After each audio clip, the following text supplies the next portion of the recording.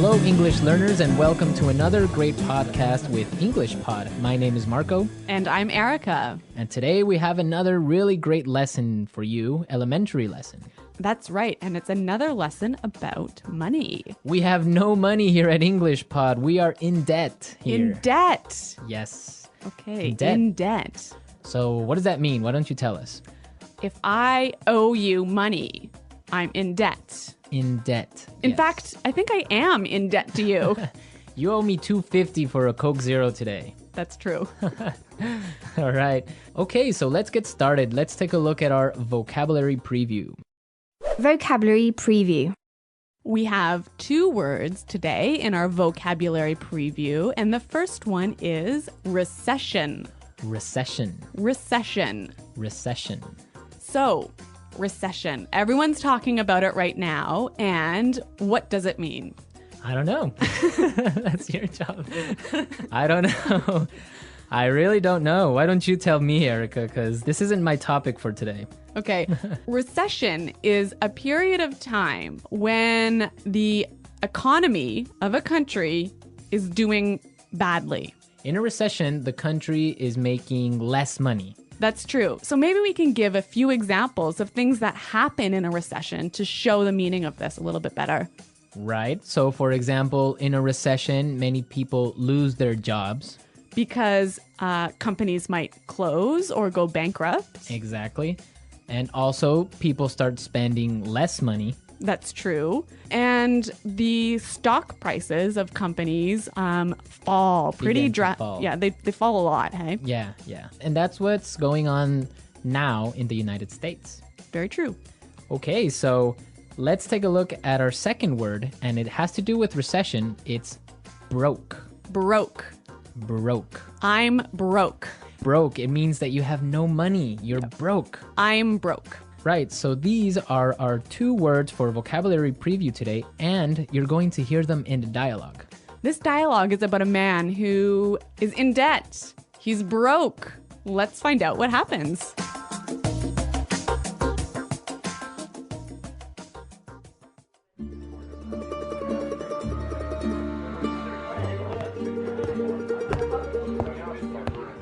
Hello, I'm here to see Mr. Corleone. Right this way, sir.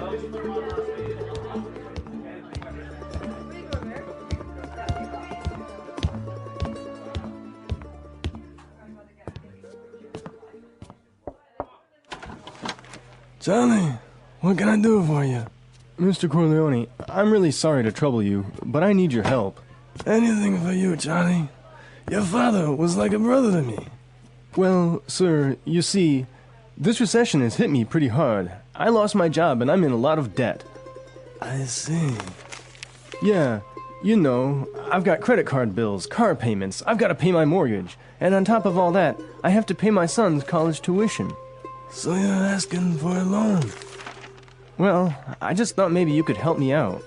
What? At a time like this? I'm broke too, you know. You're not the only one who's been hit by the recession.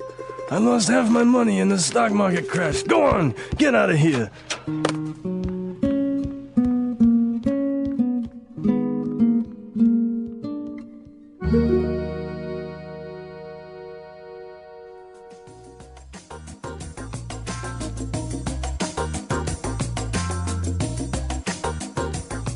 Okay, so that was a bit unexpected. Yeah, that was certainly strange. He didn't go to the bank to ask for money, did he? No, he went to the mob, and the mob is broke. Oh no, you know it's a bad recession when even the mob runs out of money. All right, so why don't we start by looking at our language takeaway? Language takeaway. All right, so for today's language takeaway, we have 4 words from the dialogue, which we think are really important. Yes, so why don't we start with the first one? Loan. Loan. Loan. Loan. So Erica, tell us about a loan. What is a loan? Okay, when you borrow money, you get a loan. A loan, yes. Not to be confused with alone, like by myself. No, so this is L-O-A-N. Loan. Right. Okay, great. Let's take a look at our second word, mortgage. Mortgage.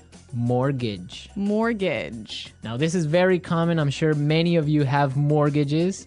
What is a mortgage? A mortgage is a type of a loan.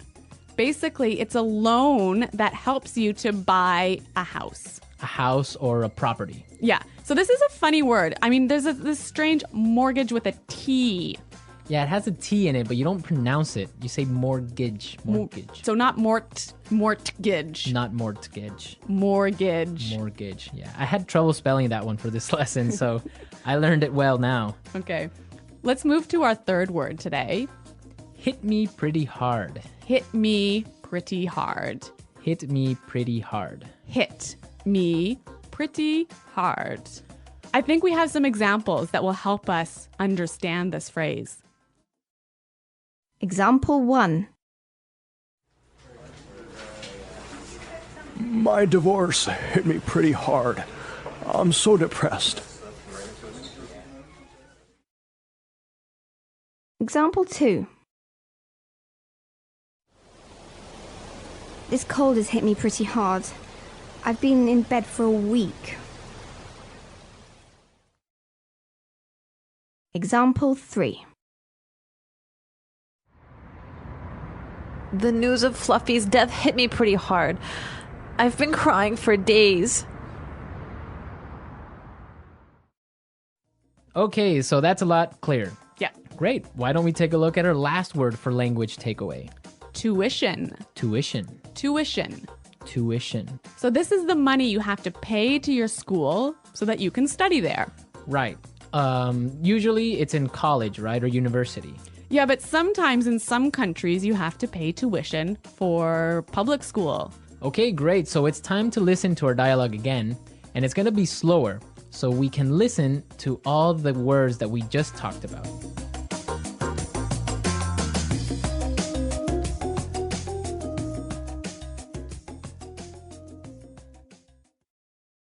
Hello, I'm here to see Mr. Corleone. Right this way, sir. Charlie, what can I do for you? Mr. Corleone, I'm really sorry to trouble you, but I need your help. Anything for you, Charlie. Your father was like a brother to me. Well, sir, you see, this recession has hit me pretty hard. I lost my job, and I'm in a lot of debt. I see. Yeah, you know, I've got credit card bills, car payments. I've got to pay my mortgage, and on top of all that, I have to pay my son's college tuition. So you're asking for a loan? Well, I just thought maybe you could help me out.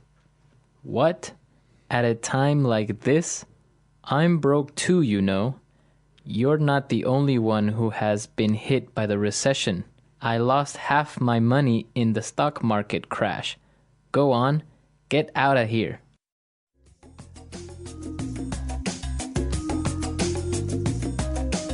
Okay, so I think a lot of the key language we just talked about is a lot more clear now. But you know, I also noticed some really interesting phrases in this dialogue. Yes, I did too. So let's start with Fluency Builder. Fluency Builder. Fluency Builder is a tool that we use to help you sound more native. Right, so you can sound more natural when you're speaking. So we take a really common phrase and we show you some great natural ways of expressing that same idea. Exactly, and today we have 3 of these examples. Let's start with the first one. So this phrase we use when we want to ask somebody, "Can I help you?" What can I do for you? What can I do for you? Yeah, that sounds really, really polite and really natural. Right, so instead of saying, can I help you, or, I don't know, what do you need? We can just say, what can I do for you? Exactly.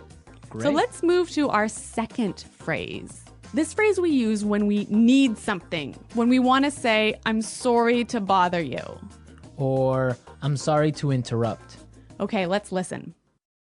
I'm really sorry to trouble you. I'm really sorry to trouble you. I'm sorry to trouble you. This phrase might be a little bit more difficult to understand how it's used, but we've got some examples. Yes, so let's listen. Example 1. Can I trouble you for a moment? I just need you to sign this form for me. Example 2. I'm sorry to trouble you, but may I go home early today? Example 3. Can I trouble you for a pen? Mine is not working anymore. Okay, so now let's take a look at our last phrase for Fluency Builder. On top of all that. On top of all that. On top of all that. This is a really useful phrase. Marco, how would you use it? Well, for example, today I lost my job. Oh no. My car got stolen. Oh my God. And on top of all that, my girlfriend broke up with me. That was a terrible day. It was. But don't worry, you can use this phrase also in a positive way. That's true. You could say, so today was a really great day. It was my birthday and all my friends came to visit me. And on top of all that, I got 1,000,000 presents. That is a great day. So you can use on top of all that in this way. It's like, and also. And also, yeah. Yeah. So on top of all that. So we are ready to listen to our dialogue a third time. We can hear all the words that we just talked about and all the phrases, and you'll definitely be able to understand a lot better now.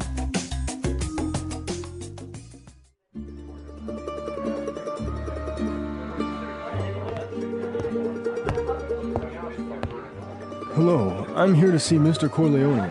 Right this way, sir.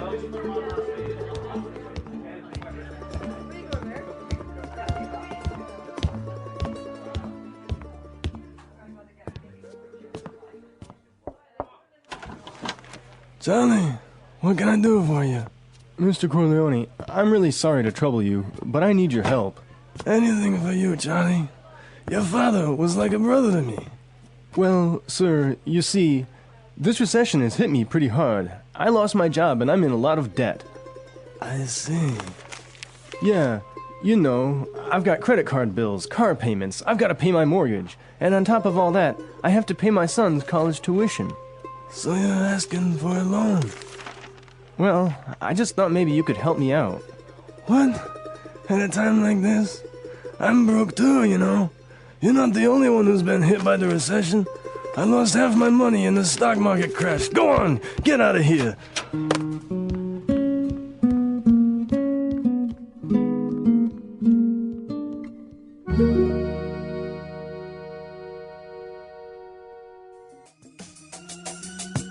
Today's dialogue was all about being in debt, right? Yes. And different people have different attitudes or different viewpoints on being in debt. Yes, that's true. For example, in North America and in Canada, it's a really common thing. Yeah, it's actually almost good to be in debt. It's more than good, it's necessary to be in debt. That's right. Unless you have a history of being in debt and regularly paying off your debts, you can't actually borrow money. You can't get a mortgage. You can't get a car loan so you can buy a new car. Right, that's called a credit history. So you must have a good credit history in order to be able to, like you say, buy a car or buy a house. Yeah, and you know, the funny thing is, when I was in university, maybe I was 18 years old, the first thing that happened at university was, you know, banks came to our university and started offering you credit cards. So you can get a credit card when you're 18, no problem.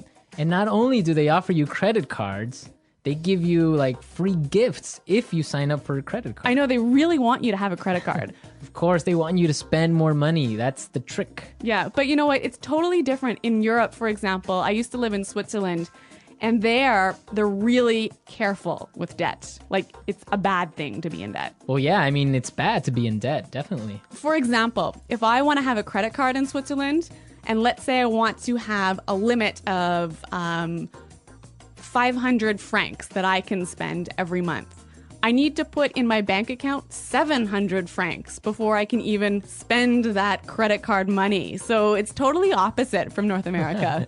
Well, yeah, I mean, in North America, it's crazy the way that people are in debt, and it's showing now with the recession, right? Yeah, that's true. So everyone be sure to handle your money carefully. Don't be in debt unless you really, really have to. Good financial advice from EnglishPod. EnglishPod Financial Advising Service. Okay, everyone, thanks for listening. Now remember, if you have any questions or comments, please visit our website at EnglishPod.com. Right, Erica and I are always there to answer all the questions, and we really like to receive comments and suggestions from all our users, so be sure to go and leave us your comments. Okay, Marco, it's been fun. Yes, it has, but sadly we have to go now, so until next time, it's Goodbye. bye.